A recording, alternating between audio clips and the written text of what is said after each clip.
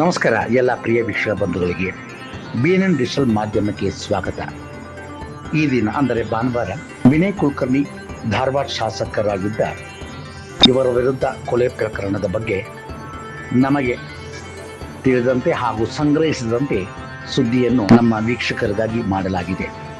ಪ್ರಿಯ ವೀಕ್ಷಕರೇ, ನಿಮಗೆಲ್ಲರಿಗೂ ಗೊತ್ತು, ನಮ್ಮ ದೇಶದ ಕಾನೂನು ಸಂವಿಧಾನದ ಪ್ರಕಾರ ಯಾವುದೇ ಒಂದು ಜನಪ್ರತಿನಿಧಿ ಅವರಿಗೆ ಶಿಕ್ಷೆ ಆದಲ್ಲಿ 2 ವರ್ಷಕ್ಕಿಂತ ಮೇಲ್ಪಟ್ಟು ಶಿಕ್ಷೆ ಆದಲ್ಲಿ ಅವರನ್ನು ಅನರ್ಹಗೊಳಿಸುವುದು ನಮ್ಮ ಸಂವಿಧಾನದ ಕಾನೂನಾಗಿರುತ್ತದೆ.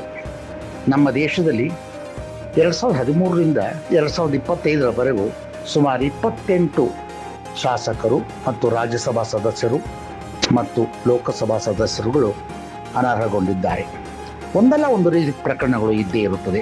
ಅದರ ಪ್ರಮುಖವಾಗಿ ನೋಡುವುದಾದರೆ ತಮಿಳುನಾಡು ಮುಖ್ಯಮಂತ್ರಿಗಳಾದ ಶ್ರೀಮತಿ ಜಯಲಲಿತಾರವರು ಶ್ರೀರಂಗಂ ಕ್ಷೇತ್ರದಿಂದ ಅವರು MLA ಆಗಿ ಗೆದ್ದು ಆಸ್ತಿ ಗಳಿಕೆ ವಿಚಾರ ಸಂಬಂಧಿಸಿದಂತೆ ಸುಮಾರು 4 ವರ್ಷ ಕಾಲ ಅವರಿಗೆ ಜೈಲು ಶಿಕ್ಷೆ ನೀಡಿ ಸುಮಾರು 100 ಕೋಟಿ ರೂಪಾಯಿ ದಂಡ ವಿಧಿಸಿತ್ತು.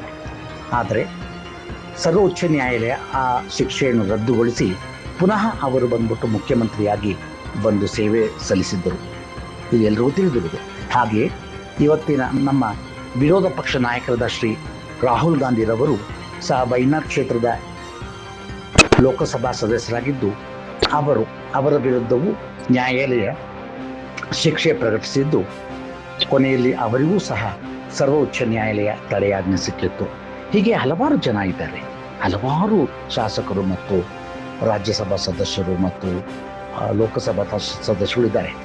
ಆದರೆ ಅದರಲ್ಲಿ ಕೆಲವರಿಗೆ ಮಾತ್ರ ಶಿಕ್ಷೆ ಪ್ರಮಾಣ ಜಾಸ್ತಿಯಾಗಿ ಅವರ ಶಾಸಕ ಸ್ಥಾನ ಅಥವಾ ರಾಜ್ಯ ಸಭೆ ಸ್ಥಾನ, ಲೋಕಸಭೆ ಸ್ಥಾನವನ್ನು ಕಳೆದುಕೊಂಡಿರುವ ಉದಾಹರಣೆಗಳು ಹಲವಿರುತ್ತದೆ. ನೋವಾದ ಸಂಗತಿ ಈ ವಿನಯ್ ಕುಲಕರ್ಣಿ ವಿಚಾರಕ್ಕೆ ಸಂಬಂಧ ನೋಡುವುದಾದರೆ ಎಲ್ಲರೂ ತಮ್ಮ ತಮ್ಮ ಅಭಿಪ್ರಾಯ ಹೇಳಿದರೆ, ಆದರೆ ನಮ್ಮ ಉಪಮುಖ್ಯಮಂತ್ರಿಗಳಾದ ಶ್ರೀ DK ಶಿವಕುಮಾರ್ ಹಾಗೂ ಅಧ್ಯಕ್ಷರಾದ ಇವರು ಯಾವ ರೀತಿ ಮಾತಾಡಬೇಕು ಎನ್ನುವುದು ಬಹುಶಃ ಅವರ ಅರಿವಿಗೆ ಇನ್ನೂ ಬಂದಿಲ್ಲವೋ ಏನೋ. ದುಃಖಕರವಾದ ವಿಚಾರವೇನೆಂದರೆ, ಅವರು ಹೇಳುವುದು ವಿನಯ್ ಕುಲಕರ್ಣಿರವರು ಪ್ರಾಮಾಣಿಕರು ಎಂಬುವಂತೆ ಅವರು ಬಿಂಬಿಸಿಕೊಂಡು ಅವರ ಕುಟುಂಬಕ್ಕೆ ಮತ್ತು ಅವರಿಗೆ ಬೆನ್ನೆಲುಬಾಗಿ ನಿಲ್ಲುತ್ತೇವೆ ಎಂದು ಹೇಳುತ್ತಾರೆ. ಎಂಥ ರಾಜಕೀಯ ಸ್ವಾಮಿ ಇದು? ನಿಮಗೇನ ಮಾನ ಮರ್ಯಾದೆನ ಇದೆಯಾ? ನ್ಯಾಯಾಲಯ ಕಳೆದ 10 ವರ್ಷಗಳಿಂದ ನ್ಯಾಯಾಲಯ ತನಿಖೆ ನಡೆಸಿ, CBI ತನಿಖೆ ನಡೆಸಿ ಈ ಒಂದು ಮಹತ್ವವಾದ ತೀರ್ಪನ್ನು ನ್ಯಾಯಾಲಯ ನೀಡಿರುವುದನ್ನು ಗೌರವಿಸೋದನ್ನು ಬಿಟ್ಟು, ಒಂದು ವೇಳೆ ಅವರು ತಪ್ಪಿಸ್ತಿರಲಿಲ್ಲ ಅಂದರೆ ಮುಂದಿನ ನ್ಯಾಯಾಲಯಗಳು ಇದ್ದೇ ಇದೆ, ಅವ್ರು ಹೋಗ್ಬೋದಾಗಿತ್ತು ಅಲ್ಲಿ. ಅದನ್ನು ಬಿಟ್ಟು ಬಹಿರಂಗವಾಗಿ ಹೇಳುವುದು ಎಷ್ಟರವರೆಗೆ ಸರಿ ಎಂಬುದು ನಮ್ಮ ನಾಡಿನ ಎಲ್ಲ ಪ್ರಜೆಗಳ ಹಾಗೂ ಮತದಾರರ ಪ್ರಶ್ನೆ ಆಗಿರುತ್ತದೆ. ಬನ್ನಿ ಹಾಗಾದರೆ ಈ ಸುದ್ದಿಯನ್ನು ನೋಡೋಣ. ಗೌರವ ಇದೆ, ಆದರೆ ಒಂದು ದೊಡ್ಡ ಒಳಸಂಚು ಇನ್ನೇನು ಬಿ ರಿಪೋರ್ಟ್ ಫೈಲ್ ಮಾಡೋಂಥ ಸಂದರ್ಭದಲ್ಲಿ CBI ತೆಗೆದುಕೊಂಡು ಒಂದು ದೊಡ್ಡ ಕಿರುಕುಳ ಹೇಳಿ ಈ ಪ್ರಕಟಣೆ ಟ್ರಯಲ್ ಎಲ್ಲ ನೋಡಿದ್ದಾರೆ. ಸೊ ಒಳಸಂಚಿನಲ್ಲಿ ಇವತ್ತು ವಿನಯ್ ಕುಲಕರ್ಣಿನ ತಿಳಿಸಿದ್ದಾರೆ. ಇನ್ನು ಬೇಕಾದಷ್ಟು ಅವಕಾಶ ಇದೆ.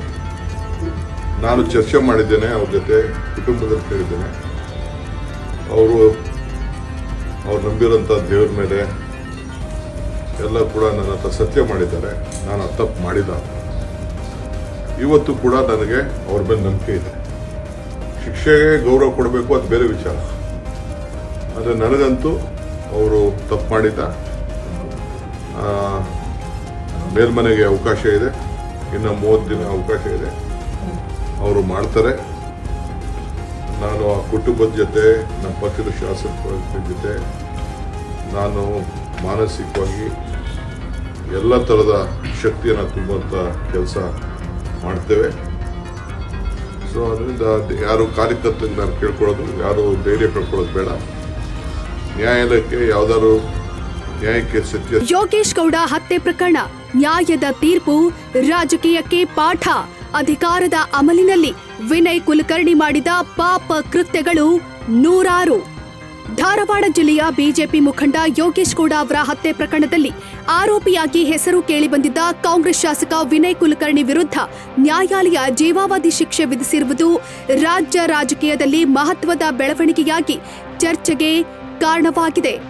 ಈ ತೀರ್ಪು ಕೇವಲ ಒಂದು ಪ್ರಕರಣದ ಅಂತ್ಯವಲ್ಲ, ಅದು ಕಾನೂನಿನ ಮೇಲುಗೈ ಮತ್ತು ನ್ಯಾಯ ವ್ಯವಸ್ಥೆಯ ಬಲವನ್ನ ಮರುಸ್ಮರಿಸುತ್ತೆ. 2016ರಲ್ಲಿ ನಡೆದ ಯೋಗೇಶ್ ಗೌಡ ಹತ್ಯೆ ಪ್ರಕರಣವು ಆರಂಭದಿಂದಲೇ ರಾಜ್ಯದ ಗಮನ ಸೆಳೆದಿತ್ತು. ರಾಜಕೀಯವಾಗಿ ಪ್ರಭಾವಿ ವ್ಯಕ್ತಿಗಳ ಹೆಸರು ಕೇಳಿಬಂದ ಹಿನ್ನೆಲೆಯಲ್ಲಿ ತನಿಖೆ ಮತ್ತು ನ್ಯಾಯಾಂಗ ಪ್ರಕ್ರಿಯೆ ಮೇಲೆ ಸಾರ್ವಜನಿಕ ಕಣ್ಣಿದೆ ಅನ್ನೋದು ಸ್ಪಷ್ಟವಾಗಿತ್ತು. ದೀರ್ಘಕಾಲದ ತನಿಖೆ, ಸಾಕ್ಷ್ಯ ಸಂಗ್ರಹ ಮತ್ತು ನ್ಯಾಯಾಂಗ ವಿಚಾರಣೆಗಳ ನಂತರ ಈ ತೀರ್ಪು ಹೊರಬಂದಿದ್ದು ನ್ಯಾಯ ವಿಳಂಬವಾದರೂ ನಿರಾಕರಿಸಲ್ಪಡೋದಿಲ್ಲ ಅನ್ನೋ ಮಾತಿಗೆ ಮತ್ತೊಮ್ಮೆ ಅರ್ಥ ಕೊಟ್ಟಿದೆ. ನ್ಯಾಯಾಲಯದ ಈ ತೀರ್ಪು ಒಂದು ಸ್ಪಷ್ಟ ಸಂದೇಶ ಕೊಡುತ್ತೆ. ಕಾನೂನಿನ ಮುಂದೆ ಎಲ್ಲರೂ ಸಮಾನರು. ರಾಜಕೀಯ ಸ್ಥಾನಮಾನ ನ್ಯಾಯಕ್ಕೆ ಅಡ್ಡಿಪಡಿಸೋದಿಲ್ಲ ಮತ್ತು ಅಪರಾಧಕ್ಕೆ ಶಿಕ್ಷೆ ಅನಿವಾರ್ಯ. ಈ ತೀರ್ಪು ನ್ಯಾಯಾಂಗದ ಸ್ವಾಯತ್ತತೆ ಮತ್ತು ನಿಷ್ಪಕ್ಷಪಾತತೆಯನ್ನ ಬಲಪಡಿಸುತ್ತೆ. ಈ ಪ್ರಕರಣ ರಾಜಕೀಯ ವಲಯದಲ್ಲಿ ಹಲವು ಪ್ರಶ್ನೆಗಳನ್ನ ಹುಟ್ಟುಹಾಕಿದೆ. ಅಪರಾಧ ಆರೋಪ ಹೊಂದಿದವರಿಗೆ ರಾಜಕೀಯದಲ್ಲಿ ಅವಕಾಶ ಕೊಡಬೇಕೇ? ಪಕ್ಷಗಳು ಅಭ್ಯರ್ಥಿಗಳ ಆಯ್ಕೆಯಲ್ಲಿ ನೈತಿಕ ಮಾನದಂಡಗಳನ್ನ ಪಾಲಿಸುತ್ತಿದೆಯಾ?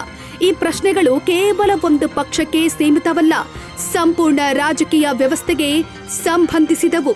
ಸಾಮಾನ್ಯ ಜನತೆಗೆ ಈ ತೀರ್ಪು ಮಹತ್ವದ್ದಾಗಿದೆ.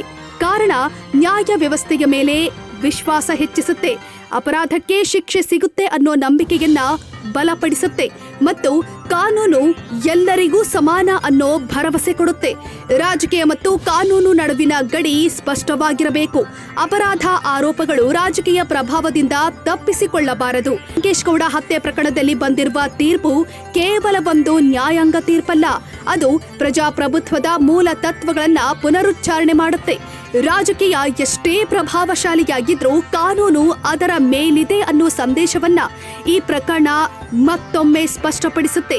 ಅಷ್ಟೇ ಅಲ್ಲದೆ ವಿನಯ್ ಕುಲಕರ್ಣಿ ಮಾಡಿದ ಪಾಪ ಕರ್ಮಗಳು ನೂರಾರು. ಮನುಷ್ಯತ್ವವನ್ನೇ ಮರೆತ ರಾಕ್ಷಸ ವಿನಯ್ ಕುಲಕರ್ಣಿ ಮಾಡಿದ ಕ್ರೌರ್ಯಕ್ಕೆ ಒಬ್ಬ ಜಂಗಮ ಸಾಧು ಸಂತರಾದ ಧಾರವಾಡದ ಶ್ರೀ ಮುರುಘಾ ಮಠದ ಶ್ರೀ ಶಿವಯೋಗಿ ಶ್ರೀಗಳ ಹೃದಯ ನರುಳಿ ನಲಗಿತ್ತು.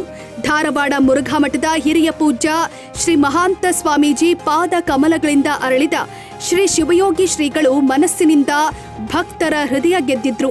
ಆದ್ರೆ ಅಧಿಕಾರ ಹಾಗೂ ಮಠದ ಆಸ್ತಿ ಮೇಲೆ ವಿನಯ್ ಕುಲಕರ್ಣಿಯಂತ ರಾಕ್ಷಸರ ಕಣ್ಣು ಬಿದ್ದು ನಂತರ ಸ್ವಾಮೀಜಿಯನ್ನ ನಿರಂತರ ಶೋಷಣೆ, ಮಾನಹಾನಿ ಮಾಡಿ ಹಾದಿ ಬೀದಿಯಲ್ಲಿ ಅಲೆದಾಡುವಂತಾಯಿತು. ಅವರ ಬದುಕಿನ ಕೊನೆ ಗಳಿಗೆಗೆ ತುತ್ತು ಅನ್ನಕ್ಕಾಗಿ ಅಲೆದಾಡಿಸಿ ಮುರುಘಾ ಮಠದ ಶ್ರೇಷ್ಠ ಪರಂಪರೆಯಲ್ಲಿ ಬೆಳೆದರೂ ಪರಿಸ್ಥಿತಿ ನಿರ್ಮಾಣ ಮಾಡಿದ್ದು ಇದೇ ವಿನಯ್ ಕುಲಕರ್ಣಿ. ಶಿವಯೋಗಿ ಶ್ರೀಗಳು ಸೌಮ್ಯ ಸ್ವಭಾವದ ವ್ಯಕ್ತಿ. ಮಠದ ಆಸ್ತಿ ಕುರಿತು ಎಂದೂ ವಿಚಾರ ಮಾಡಿದವರಲ್ಲ. ಕೇವಲ ಭಕ್ತರ ನೋವು ನಲಿವು ಕೇಳುತ್ತಾ ಬದುಕು ಸಾಗಿಸಿದರು.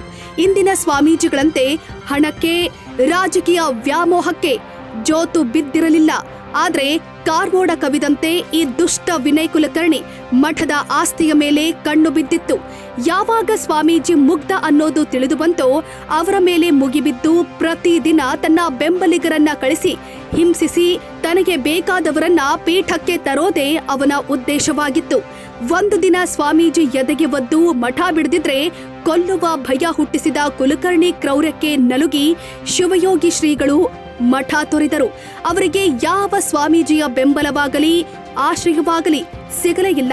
ಅವಮಾನ ತಾಳಲಾರದೆ ಆತ್ಮಹತ್ಯೆಗೆ ಶರಣಾದರು ಅನ್ನೋ ಮಾತು ಮಠದ ಭಕ್ತಾದಿಗಳದ್ದಾಗಿರುತ್ತೆ.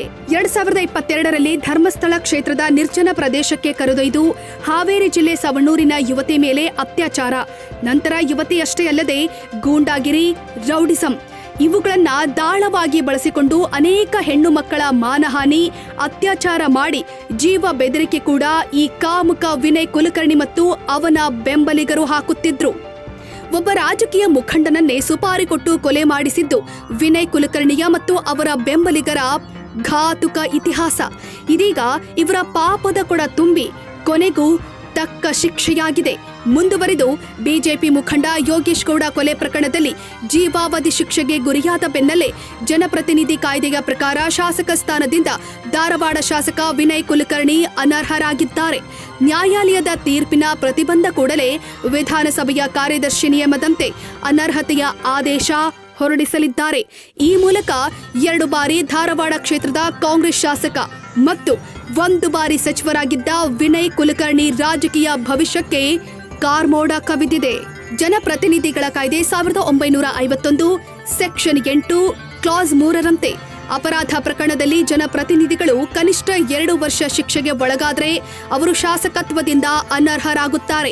ಈ ಪ್ರಕರಣದಲ್ಲಿ ವಿನಯ್ ಕುಲಕರ್ಣಿಗೆ ಜೀವಾವಧಿ ಶಿಕ್ಷೆ ವಿಧಿಸಲಾಗಿದ್ದು, ಜನಪ್ರತಿನಿಧಿ ನ್ಯಾಯಾಲಯದ ತೀರ್ಪಿನ ಪ್ರತಿ ಲಭಿಸುತ್ತಿದ್ದ ಹಾಗೆಯೇ ವಿಧಾನಸಭೆಯ ಕಾರ್ಯದರ್ಶಿಗಳು ವಿನಯ್ ಕುಲಕರ್ಣಿಯ ಅನರ್ಹತೆಯ ಆದೇಶ ಹೊರಡಿಸಲಿದ್ದಾರೆ. ಶಿಕ್ಷೆ ಪ್ರಕಟಿಸಿದ ದಿನಾಂಕದಿಂದ ಅನರ್ಹ ಆದೇಶ ಜಾರಿಗೆ ಬರಲಿದೆ ಅಂತ ವಿಧಾನಸಭೆಯ ಸಚಿವಾಲಯದ ಅಧಿಕಾರಿಗಳು ತಿಳಿಸಿದ್ದಾರೆ. ಕಾಯ್ದೆಯಂತೆ ಈ ಅನರ್ಹತೆಯು ಶಿಕ್ಷೆಯ ಅವಧಿ ಮುಕ್ತಾಯದವರೆಗೆ ಮತ್ತು ಶಿಕ್ಷೆ ಅವಧಿ ಮುಗಿದ ಬಳಿಕ 6 ವರ್ಷಗಳವರೆಗೆ ಮುಂದುವರಿಯಲಿದೆ. ಅಲ್ಲಿಯವರೆಗೆ ವಿನಯ್ ಕುಲಕರ್ಣಿ ಯಾವುದೇ ಚುನಾವಣೆಯಲ್ಲಿ ಸ್ಪರ್ಧಿಸುವಂತಿಲ್ಲ. ವಿನಯ್ ಕುಲಕರ್ಣಿ ಈ ಶಿಕ್ಷೆಯನ್ನ ಪ್ರಶ್ನಿಸಿ ಹೈಕೋರ್ಟ್ ಅಥವಾ ಸುಪ್ರೀಂ ಕೋರ್ಟ್ ಮೊರೆ ಹೋಗಬಹುದು. ಒಂದ್ ವೇಳೆ ಹೈಕೋರ್ಟ್ ಅಥವಾ ಸುಪ್ರೀಂ ಕೋರ್ಟ್ ಶಿಕ್ಷೆಗೆ ತಡೆಯಾಜ್ಞೆ ಕೊಟ್ರೆ ವಿನಯ್ ಕುಲಕರ್ಣಿ ಅನರ್ಹತೆ ರದ್ದಾಗಲಿದೆ. ಶಿಕ್ಷೆಗೆ ತಡೆಯಾಜ್ಞೆ ನೀಡಿದ್ರೆ ಮಾತ್ರ ಅನರ್ಹತೆ ರದ್ದು. ಹೈಕೋರ್ಟ್ ಅಥವಾ ಸುಪ್ರೀಂ ಕೋರ್ಟ್ ಕೇವಲ ದೋಷಿ ಅನ್ನೋ ತೀರ್ಪಿಗೆ ತಡೆಯಾಜ್ಞೆ ನೀಡಿದ್ರೆ ಅನರ್ಹತೆ ರದ್ದಾಗೋದಿಲ್ಲ. ಶಿಕ್ಷೆಗೆ ತಡೆಯಾಜ್ಞೆ ನೀಡಿದ್ರೆ ಮಾತ್ರ ಅನರ್ಹತೆ ರದ್ದಾಗಲಿದೆ. ಕಾರವಾರ ಶಾಸಕ ಸತೀಶ್ ಸೈಲ್ ವಿಚಾರದಲ್ಲಿ ಹೈಕೋರ್ಟ್ ಸೈಲ್ ಅವರ ವಿರುದ್ಧದ ಶಿಕ್ಷೆ ಹಾಗೂ 7 ವರ್ಷದ ಜೈಲು ಶಿಕ್ಷೆ ತೀರ್ಪನ್ನ ಅಮಾನತು ಮಾಡಿತ್ತು. ಗಂಗಾವತಿ ಶಾಸಕ ಜನಾರ್ದನ ರೆಡ್ಡಿ ಅವರ ವಿರುದ್ಧದ ಅಕ್ರಮ ಗಣಿಗಾರಿಕೆ ಪ್ರಕರಣದಲ್ಲಿ ಶಿಕ್ಷೆ ತೀರ್ಪಿನ ಹಿನ್ನೆಲೆಯಲ್ಲಿ ಅವರನ್ನ ಅನರ್ಹಗೊಳಿಸಲಾಗಿತ್ತು. ಬಳಿಕ ತೆಲಂಗಾಣ ಹೈಕೋರ್ಟ್ ಶಿಕ್ಷೆ ತೀರ್ಪನ್ನ ಅಮಾನತು ಮಾಡಿದ ಕಾರಣ ಅವರ ಅನರ್ಹತೆ ಆದೇಶವನ್ನ ಹಿಂಪಡೆಯಲಾಗಿತ್ತು. ವಿನಯ್ ಕುಲಕರ್ಣಿ ವಿಚಾರದಲ್ಲೂ ಹೈಕೋರ್ಟ್ ಶಿಕ್ಷೆಯನ್ನ ಅಮಾನತಿನಲ್ಲಿ ಇಟ್ಟರೆ ರಿಲೀಫ್ ಸಿಗಬಹುದು. ಧಾರವಾಡದ ಬಿಜೆಪಿ ಮುಖಂಡ ಯೋಗೇಶ್ ಗೌಡ ಕೊಲೆ ಪ್ರಕರಣದಲ್ಲಿ ಅಪರಾಧಿಗಳಾಗಿರುವ ಕಾಂಗ್ರೆಸ್ ಶಾಸಕ ವಿನಯ್ ಕುಲಕರ್ಣಿ ಸೇರಿದಂತೆ ಇತರೆ 16 ಮಂದಿ ತಪ್ಪಿತಸ್ಥರಿಗೆ ಬೆಂಗಳೂರಿನ ಜನಪ್ರತಿನಿಧಿಗಳ ವಿಶೇಷ ನ್ಯಾಯಾಲಯ ಜೀವಾವಧಿ ಶಿಕ್ಷೆ ವಿಧಿಸಿ ಆದೇಶಿಸಿದೆ. ನ್ಯಾಯ ವಿಳಂಬವಾಗಬಹುದು. ಪದವಿ, ಪ್ರತಿಷ್ಠೆ, ವಸ್ತು, ವಾಹನ, ಸ್ಥಾನಮಾನಗಳ ಮಜಲಿನಲ್ಲಿ ತನ್ನತನವನ್ನ ಕಾಣ ಹೊರಟವರಿಗೆ ತಾವೇ ಎಡವಿ ಬಿದ್ರು. ಆದ್ರೆ ಅಪರಾಧ ಸಾಬೀತಾದ್ರೆ ಶಿಕ್ಷೆ ಕಟ್ಟಿಟ್ಟ ಬುತ್ತಿ. ಇದೇ ಈ ಪ್ರಕರಣದ ಸಾರ. ಆದ್ರೆ ಕಾಂಗ್ರೆಸ್ ಸರ್ಕಾರ ಬಹುಶಃ ಈ ಸತ್ಯವನ್ನ ಅರಿತು ಇತ್ತೀಚೆಗೆ ಅವರ ಪತ್ನಿಗೆ ಒಂದು ಪ್ರಾಧಿಕಾರದ ಅಧ್ಯಕ್ಷರನ್ನಾಗಿ ಮಾಡಿ ಸಚಿವ ಸಂಪುಟ ಸ್ಥಾನ ಗೌರವವನ್ನ ಕೊಟ್ಟು ವಿನಯ್ ಕುಲಕರ್ಣಿ ಬೆನ್ನೆಲುಬಾಗಿ ನಿಂತಿರುತ್ತದೆ. ಒಬ್ಬ ತಂದೆ ತನ್ನ ರಾಜಕೀಯ ತೆವಲಿಗೂ ಅಥವಾ ವೈಯಕ್ತಿಕ ಜೀವನಕ್ಕೂ ಅವನು ಮಾಡಿದ ಪಾಪ ಕೃತ್ಯಗಳ ರಹಸ್ಯಗಳನ್ನ ಮಕ್ಕಳಿಗೆ ಮತ್ತು ತನ್ನ ಕುಟುಂಬಕ್ಕೆ ಗೊತ್ತಾಗದ ಹಾಗೆ ಮುಖವಾಡ ಹಾಕಿಕೊಂಡು ಬದುಕು ಸಾಗಿಸಿಕೊಂಡು ಅವರ ನಿಜ ಸ್ವರೂಪ ಮುಂದೊಂದು ದಿನ ಸಿಕ್ಕಿ ಹಾಕಿಕೊಂಡಾಗ ನಾನವನಲ್ಲ, ನಾನೇನು ತಪ್ಪೇ ಮಾಡಿಲ್ಲ ಅನ್ನೋ ಅಮಾಯಕನಂತೆ ನಟಿಸೋದು ಅವರ ಹವ್ಯಾಸವಾಗಿ ಬಿಡುತ್ತೆ. ಆದ್ರೆ ಇಷ್ಟೆಲ್ಲ ಪಾಪ ಕೃತ್ಯಗಳನ್ನ ಮಾಡಿದ ವಿನಯ್ ಕುಲಕರ್ಣಿ ಹಾಗೂ ಅವನ ಬೆಂಬಲಿಗರಿಗೆ ಶಿಕ್ಷೆಯ ಪ್ರಮಾಣ ಮಾತ್ರ ಕಡಿಮೆ ಅನ್ನಿಸುತ್ತದೆಯಲ್ಲವೇ ವೀಕ್ಷಕರೇ? ಈ ಬಗ್ಗೆ ನಿಮ್ಮ ಅಭಿಪ್ರಾಯ ತಿಳಿಸಿ. ನೋಡಿದ್ರಲ್ಲ ವೀಕ್ಷಕರೇ, ವಿನಯ್ ಕುಲಕರ್ಣಿರವರ ಕರ್ಮಕಾಂಡಗಳು 16 ಇದ್ದರೂ ಯಾವುದೋ ಒಂದು ಪ್ರಕರಣದಲ್ಲಿ ಮಾತ್ರ ಅವರಿಗೆ ಶಿಕ್ಷೆ ಆಗಿದೆ. ಹಾಗೆಯೇ ನ್ಯಾಯಾಲಯ ಯೋಗೇಶ್ ಗೌಡರವರ ಮಕ್ಕಳ ಎಜುಕೇಷನ್ ಅಥವಾ ಅವರ ವಿದ್ಯಾಭ್ಯಾಸಕ್ಕಾಗಿ 16 ಲಕ್ಷ ರೂಪಾಯಿಗಳನ್ನು ದಂಡ ವಿಧಿಸಿ ಅವರಿಗೆ ನೀಡುವಂತೆ ಆದೇಶ ಮಾಡಿದೆ. ಇಂಥ ಪ್ರಕರಣಗಳು ಯಾವುದೇ ರಾಜಕಾರಣಿಗಳಾಗಲಿ, ಲೋಕಸಭೆ, ರಾಜ್ಯಸಭೆ ಅಥವಾ ನಮ್ಮ MLCಗಳಾಗಲಿ ಇಂಥ ಒಂದು ಕೀರ್ತನಕ್ಕೆ ಹೋಗಬಾರದೆಂದು ನಮ್ಮ ವೀಕ್ಷಕರ ಮನವಿ ಆಗಿರುತ್ತದೆ. ಮುಂದಿನ ಸಂಚಿಕೆಯಲ್ಲಿ ಮತ್ತೊಂದು ಒಳ್ಳೆಯ ಸುದ್ದಿಯೊಂದಿಗೆ ನಿಮ್ಮನ್ನು ಕಾಣುತ್ತೇವೆ. ನಮಸ್ಕಾರ. ಜೈ ಕರ್ನಾಟಕ, ಜೈ ಭಾರತ. ವೀಕ್ಷಕರೇ, ಈ ಸುದ್ದಿ ನಿಮಗೆ ಇಷ್ಟವಾದಲ್ಲಿ ನಮ್ಮ ಚಾನೆಲ್ ಅನ್ನು ಸಬ್ಸ್ಕ್ರೈಬ್ ಮಾಡಿ, ಲೈಕ್ ಮಾಡಿ ಹಾಗೂ ಶೇರ್ ಮಾಡಿ.